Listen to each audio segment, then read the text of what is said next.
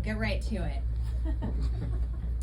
In July of 2019, I met Nicolas Cage on Craigslist, and he accused me of opening a portal to dark magic. Just before my writing partner, Jenny, and I got fired 45 minutes apart. Felt like a sign. Me from Sugarfish for not smiling enough, and her from a bougie coffee shop for never actually working. Desperate for cash, we turned to Craigslist, which we'd done before in crisis, working gigs from dual aerials at kids' birthdays to once a topless mansion bachelor party. An ad said, entertainment professionals wanted, celebrity panel, rate $150. I replied, hi, we're a writer duo called the Eskimo Sisters. The crossroads where liberated woman meets fragile millennial. The next day, I got a reply. Congratulations, you're booked. Signed, VIP Ignite. A week later, we arrived at an indoor soccer arena in Frogtown.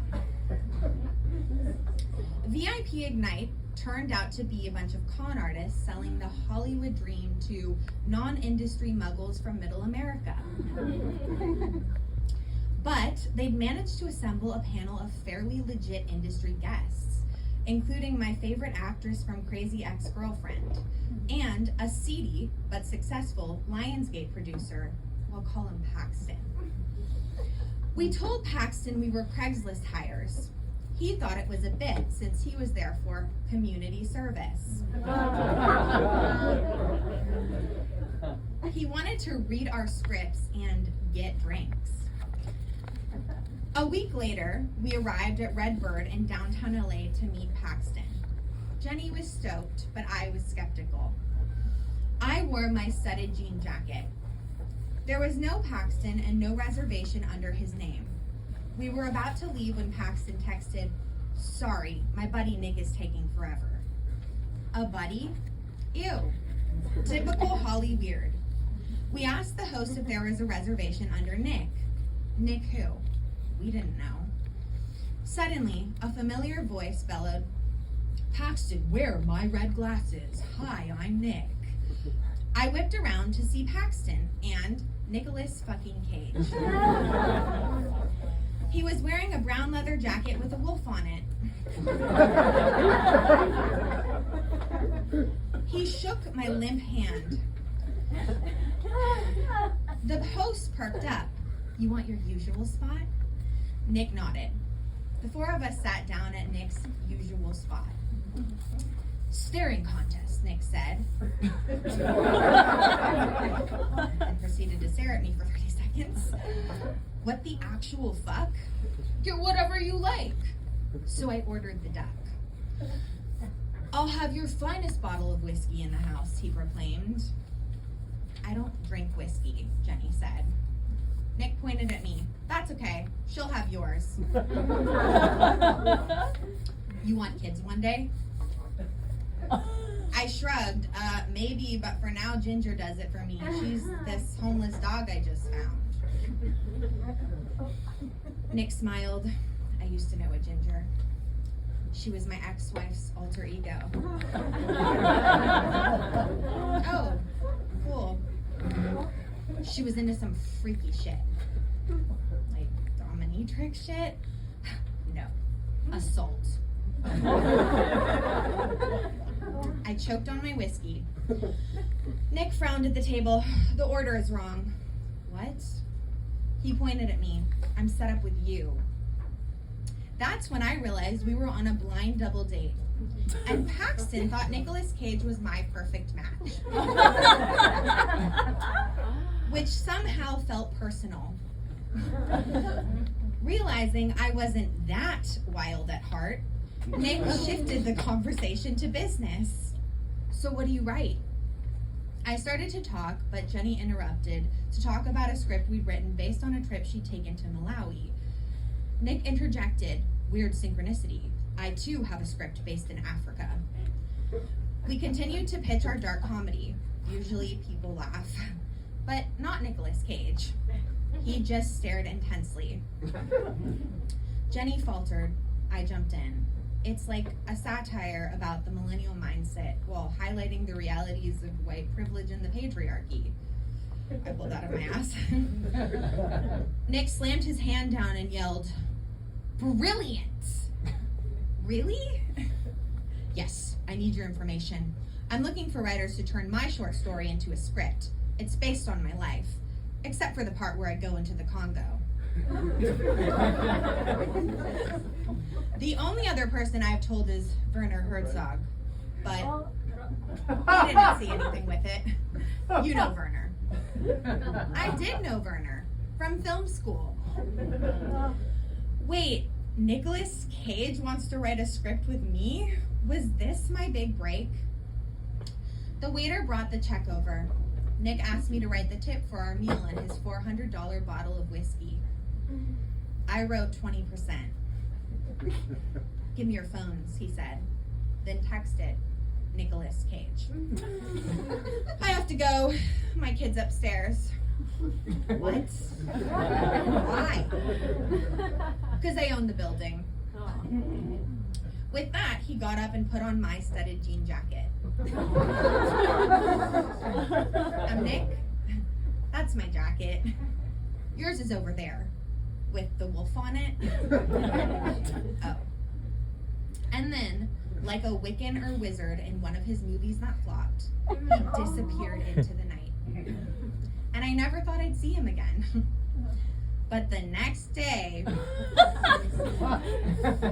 I got an email from Nick at kingjidora@gmail.com with his short story attached.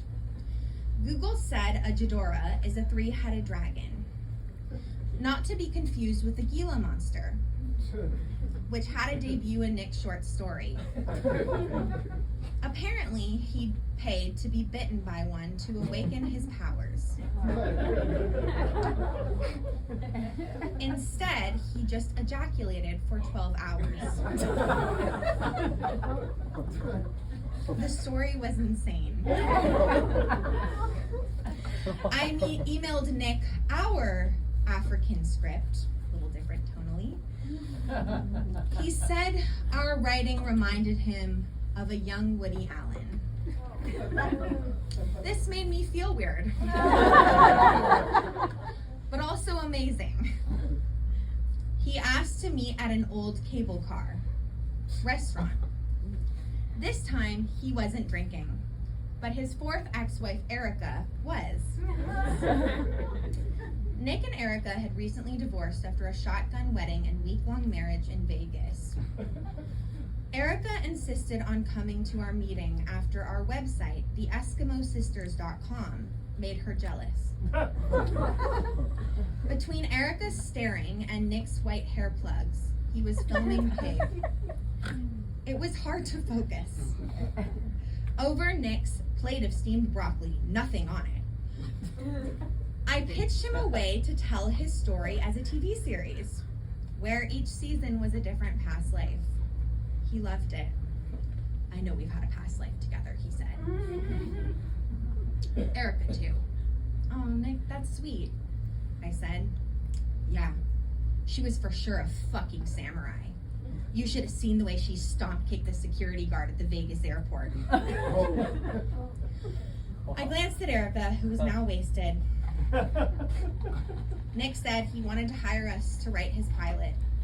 We said yes. Then Erica fell out of her chair. Nick called his driver to take them home. Jenny and I spent the next 3 months writing his script. We emailed King Ghidorah asking to be paid for our work. He said he understood as he was freelance too. But would have to pay in a payment plan. We had $20. He had 20 homes. We finished the script and had to register it with the Writers Guild. I told Nick I needed everyone's social security numbers, and if he was uncomfortable sharing his, I could text him ours. I got a text 3 minutes later with Nicolas Cage's social security number. I sent Nick our finished script and left for a family vacation to Cabo. It was that weird time between Christmas and New Year's. The whole trip, I anxiously awaited Nick's reply, but instead, he just sent me selfies with a dragon goblet in the Black Forest of Germany. I was running through the airport with my family when Nick finally read our script. I love it so far. You really captured my priestess. Something tells me you've met her before. I beamed at the compliment. Something tells me that too, I replied and pocketed my phone. My mom barked at me to join the TSA line. I got to my plane seat and pulled out my cell. It was full of texts from Nick. You went to New Orleans and met with my priestess behind my back. I can't do this project. I told you I didn't want to open any more portals to dark magic. My heart sank. A plane ride and mental breakdown later, I landed in LA and called Nick. His phone was off. I texted his manager, "Hey Mike, Happy New Year. Slight miscommunication. Nick thinks we opened a portal to dark magic. We've never been to New Orleans. Could you clear the air?" He replied immediately, "Hey Kendall." Dad's smiley face. "Sorry, we'll check. Happy New Year." A week later, I got a text from Nick. "I'm sorry for my outburst. I think I was just jet lagged. You did a great job with the script. Was this my big break after all?" And then, ding. But I'm not ready to tell this story. I'm going to Japan to meditate. My big break down. And just like that, Nicolas Cage was out of my life. I thought about quitting Hollywood. Jenny and I had a blow up and we don't talk anymore. Aww. But then Nick paid us. And not in dinosaur skulls. In $10K each. Not WGA, but. And then I decided to tell my own story.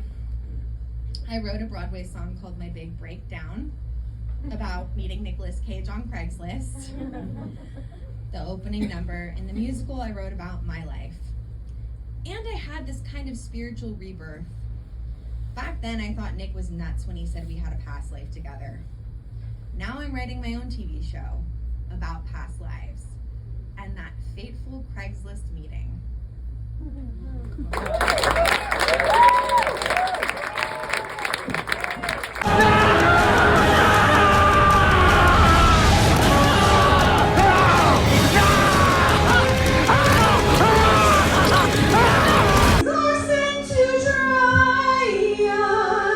I reach into my pocket.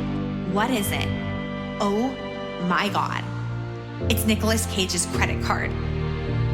It must have gotten in my jacket when he went to leave. This has to be a sign. But this time it's happening. I'm about to be a star. Life might look dismal.